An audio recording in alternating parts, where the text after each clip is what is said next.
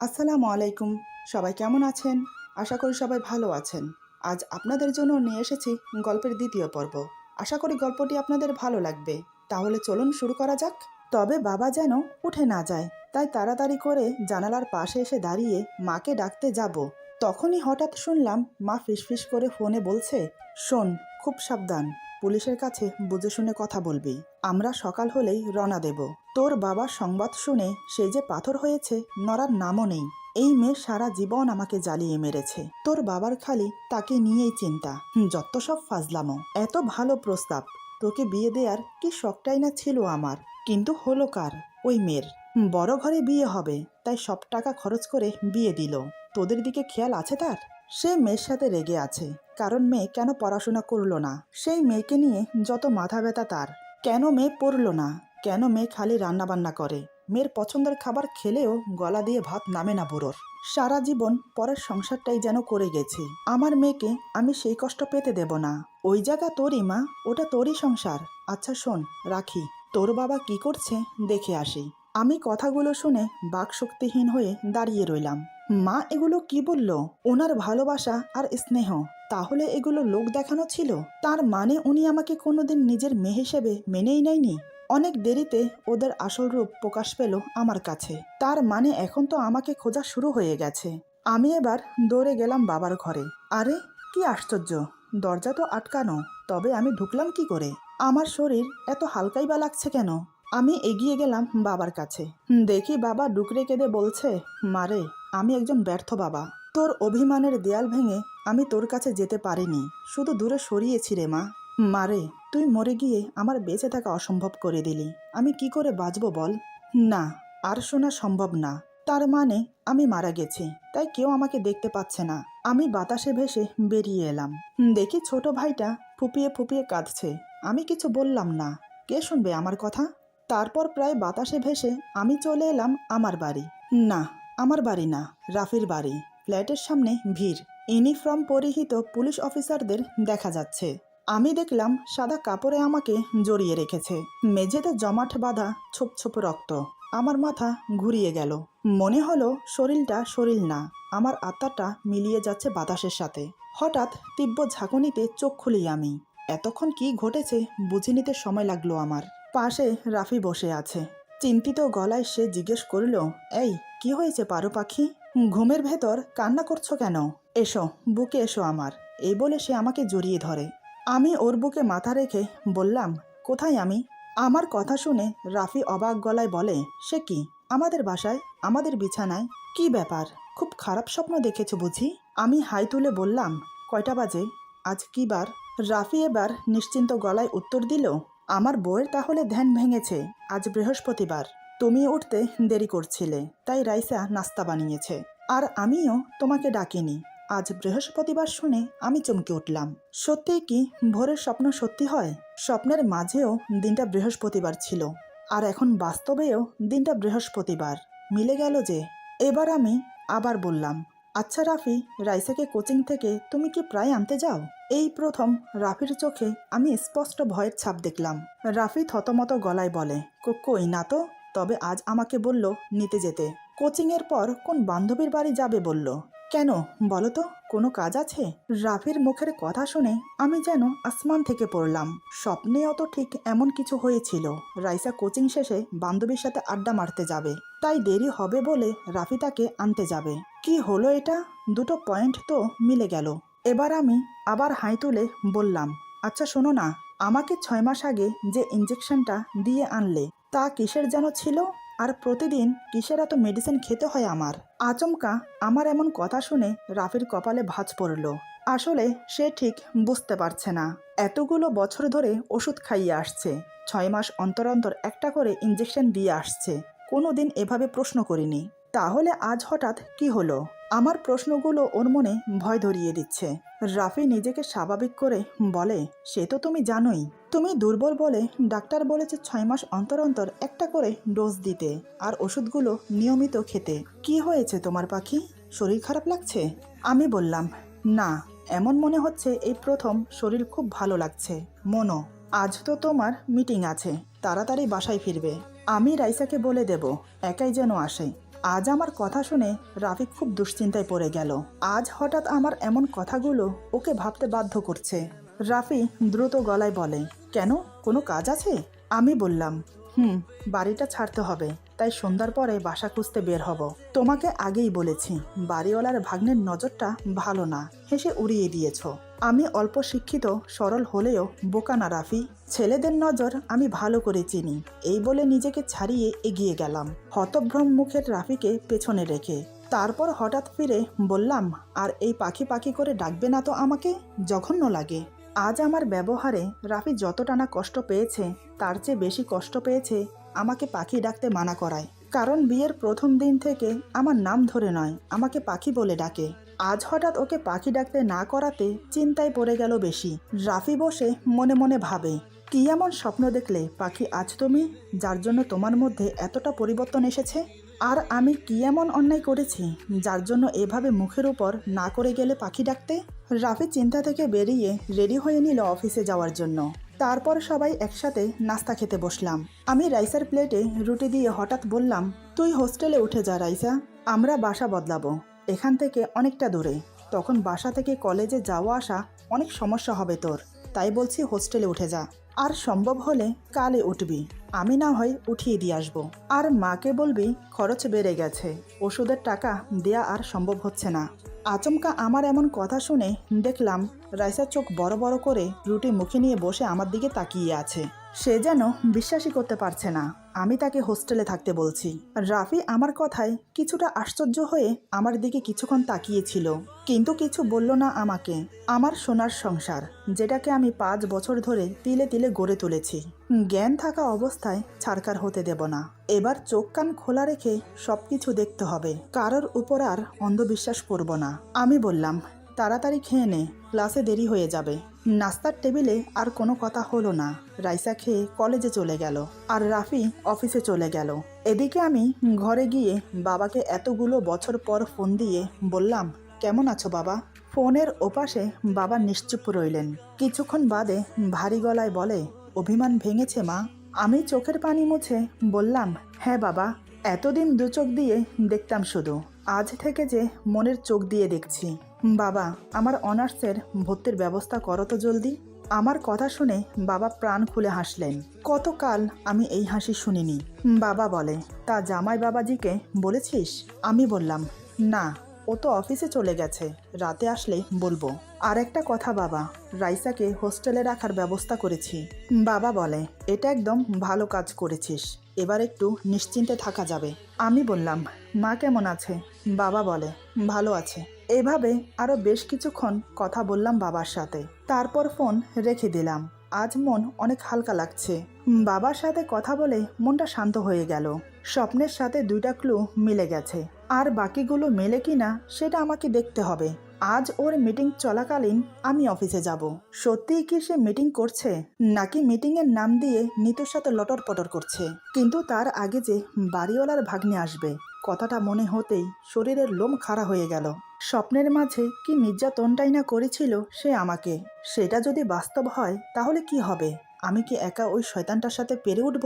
কিন্তু সময়টা মনে করতে পারছি না কেন। রাফির ফোন আসার পরেই ও আসে, আমাকে এখন রাফির ফোনের জন্য ওয়েট করতে হবে। নানান কথা ভাবতে লাগলাম আমি। এদিকে রাফি অফিসে না গিয়ে রাইসার সাথে দেখা করতে ওর কলেজে যায়। আজ যা হয়েছে বাসায় তা নিয়ে রাইসার সাথে কথা বলা দরকার, এই ভেবে সে কলেজে যায়। ভাগ্যক্রমে রাইসাকে কলেজের গেটের কাছেই পেয়ে যায়। রাইসা রাফির গাড়ি দেখে থমকে দাঁড়ায়। রাফি তাড়াতাড়ি গাড়ি থেকে নেমে রাইসার কাছে গিয়ে বলে, কি ব্যাপার, তুমি এখনো বাহিরে, কলেজে যাওনি? রাইসা বলে, এই তো কিছুক্ষণ পরে ক্লাস স্টার্ট হবে, কিন্তু তুমি এখানে কেন? রাফি বলে, আমি কেন এখানে তুমি কি বুঝতে পারছো না? রাইসা বলে, হ্যাঁ বুঝতে পারছি। রাফি বলে, হঠাৎ কি হলো বলো তো? সকালে আমি ঘুম থেকে উঠে যা যা ওকে বললাম রাফি সব রাইসাকে খুলে বলে। রাফির মুখে সব শুনে রাইসাও ভাবনায় পড়ে গেল, সেও বুঝতে পারছে না কিছু। রাফি বলে, আচ্ছা রাইসা, ও কি কোনোভাবে আমাদের সন্দেহ করছে? রাইসা বলে, শিওর জানি না, তবে ওর হাবভাব দেখে সেটাই মনে হচ্ছে। কিন্তু হঠাৎ এমন করার কারণ কি? রাফি বলে, ভোরবেলায় মনে হয় খারাপ একটা দুঃস্বপ্ন দেখে কান্না করছিল, তারপর থেকেই তো এসব চলছে। দেখো রাইসা, তীরে এসে তরি ডুবে যাক, এটা আমি কোনোভাবেই চাই না। রাইসা বলে, এখন তুমি বলো আমি কি করতে পারি। রাফি বলে, এখন আপাতত কিছু করতে হবে না তোমাকে, তুমি বরং কালকেই হোস্টেলে উঠে যাও, কারণ আমি চাই না ওর সন্দেহ আরও দীর্ঘ হোক। তুমি কোনো চিন্তা করো না, আমি তো আছি নাকি। এই বলে ওরা আরও কিছুক্ষণ কথা বলে যে যার পথে চলে গেল। এদিকে সকাল পেরিয়ে দুপুর হলো। আমি দুপুরের রান্না বান্না শেষ করে ফ্রেশ হয়ে ওর পছন্দের শাড়িটা পরলাম। স্বপ্নে আমি যে শাড়িটা পরেছিলাম ঠিক সেটা। দুপুর 3টা নাগাদ রাফি আমাকে ফোন দেয়। আমি ফোন রিসিভ করে সালাম দিয়ে বললাম, বলো। রাফি বলে, আমার বউটা খাবার খেয়েছে। ওর কথাটা শুনে আমি যেন ওর প্রেমে আবার পড়লাম। সত্যি কি ও আমাকে ভালোবাসে, নাকি ভালোবাসার নামে অভিনয়? আমি নিজেকে স্বাভাবিক রেখে বললাম, না এখনো খাইনি। রাফি বলে, এটা ঠিক না, কেন এমন করো তুমি? তোমাকে না বলেছি সবসময় টাইম টু টাইম খাবার খাবে, কিন্তু তুমি আমার কথা শোনোই না। আমাকে সবসময় টেনশনে রাখো, এখন এই মুহূর্তে খেতে বসো। আমি বললাম, আমি খাবো, তুমি ফোন রাখো। রাফি বলে, না সেটা হচ্ছে না, আমি লাইনে আছি, তুমি খেতে বসো।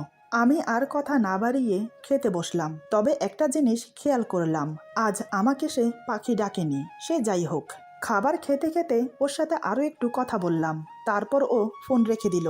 ও আমাকে যেভাবে ভালোবাসে মনে হয় আমার মাঝে কোনো খাদ আছে, কিন্তু ওর ভালোবাসায় কোনো খাদ নেই। কিন্তু আজ ভোরবেলার স্বপ্ন, সেটা তো মিথ্যে হতে পারে না। শুনেছি ভোরবেলার স্বপ্ন নাকি সত্যি হয়। আমি খাবার খাচ্ছি আর মনে মনে 1-2 করে কাউন্ট করছি। কখন বাড়িওয়ালার ভাগ্নে দরজার কাছে এসে দাঁড়ায়। অপেক্ষা করতে করতে খাওয়া শেষ হলো।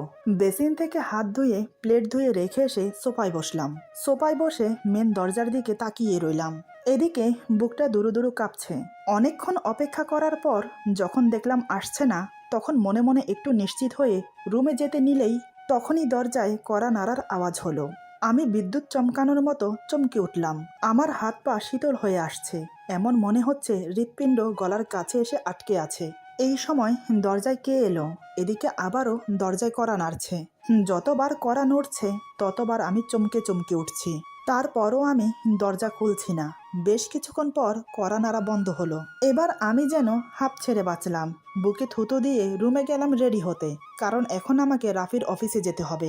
এই ভেবে রেডি হয়ে সন্ধ্যার একটু আগে করে বেরিয়ে পড়লাম। ওর অফিসে পৌঁছতে পৌঁছতে ঠিক 7টা বেজে যাবে। বাসে উঠে সোজা রওনা দিলাম ওর অফিসে। বাস থেকে নেমে গেটের দারোয়ানের কাছে জিজ্ঞেস করতেই সে বলে, স্যার ভেতরে আছে, মিটিং চলছে এখনো। আমি ভেতরে ঢুকে সোজা ওর কেবিনের ওখানে গেলাম। করিডোরে শুধু করিডোরের বাতি জ্বলছে, আর অন্য কোনো লাইট জ্বলছে না। যেমন স্বপ্নে দেখেছিলাম ঠিক তেমন।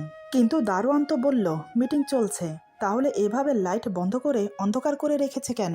আমার বুকের ভেতর হৃৎপিণ্ডটা ধুকধুক করছে। স্বপ্নে দেখা সেই দৃশ্য দেখব না তো? বুকে হাত রেখে চোখ বন্ধ করে জোরে একটা নিঃশ্বাস নিয়ে ধীর পায়ে এগোতে লাগলাম। কেবিনের দরজার কাছে গিয়ে ওয়েট না করে সেই স্বপ্নে দেখা কাচের জানালার পাশে গিয়ে দাঁড়ালাম। তারপর ভেতরের দিকে তাকাতেই স্বস্তির নিঃশ্বাস ফেললাম। না, ভেতরে এখনো মিটিং চলছে। ভাগ্যিস রাফি আমাকে এখনো দেখতে পাইনি। বেশ কিছুক্ষণ পর মিটিং শেষ হয়ে গেল। যখন দেখলাম এক এক করে বেরিয়ে আসছে, তখন আমি একটু আড়ালে গিয়ে দাঁড়ালাম। সবাই বেরিয়ে গেছে, কিন্তু এখনো রাফি বের হয়নি। ব্যাপারটা কি হলো? আমি আবার জানালার কাছে এসে দাঁড়ালাম। ভেতরে চোখ রাখতেই দেখি নিতু ফাইল খুলে কি যেন বোঝাচ্ছে রাফিকে। তারপর রাফি একটা সাইন করে দিতেই নিতু বেরিয়ে গেল। আজে বাজে কোনো কথা বা অশালীন কিছু দেখলাম না। তাহলে কি আমি মিথ্যে মিথ্যে সন্দেহ করছি, নাকি ওরা কোনোভাবে বুঝে গেছে আমি এখানে আছি?